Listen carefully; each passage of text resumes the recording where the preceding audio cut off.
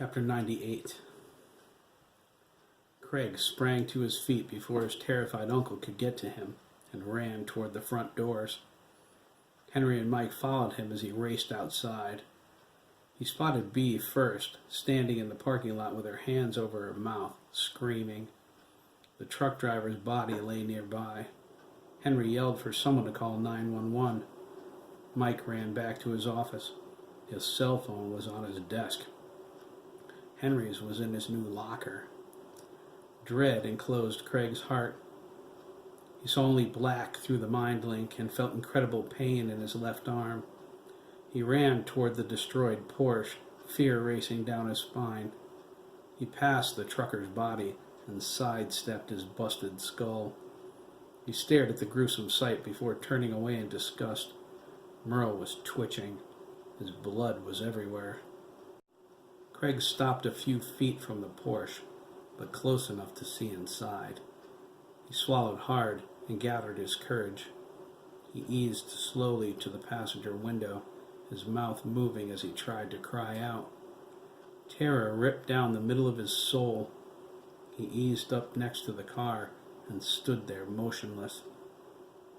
He felt the color drain from his face as the stone grip of shock entered his body.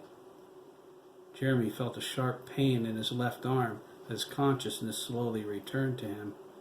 His father's hand still groped his shoulder, like it was before he spotted the tractor trailer. He reassured him everything would be all right. He searched his mind. The last thing he remembered was colliding with the rig. The impact slammed his forehead into the dashboard, and then nothing. Darkness. Jeremy sensed Craig close by and smiled weakly. He felt his friend's worry, his anguish, and his terror. Craig was scared to death and near to breaking apart. Jeremy was about to project his thoughts to him that everything was okay when he realized something warm and wet was dripping on his face. The groping on his shoulder hadn't stopped either. Jeremy opened his eyes. His head was tilted back, facing the ceiling. He struggled to clear his vision and focus on the double images tinted in deep red. He finally did. Once Jeremy could see, he desperately wished he'd been struck blind. Jeremy tried to scream, but it caught in his throat. The blood spraying onto the crushed ceiling of the Porsche rained down into his mouth. The groping hand was still on his shoulder. Jeremy stared wide-eyed and terrified. Sorrow sliced through his heart. The tractor trailer's bumper was sticking inside the Porsche through the smashed windshield. Jeremy felt his world shatter in one agonizingly horrible vision. Oh, Jesus, he thought, shocked. Dad's head is gone. Jeremy knew where it was. He felt its weight in his lap. He couldn't turn to look down at it. His paralyzed gaze was locked onto his father's convulsing body. A piece of spinal column jutted up through the ragged mess of Thomas's neck. Blood sprayed out of the arteries as his heart continued beating.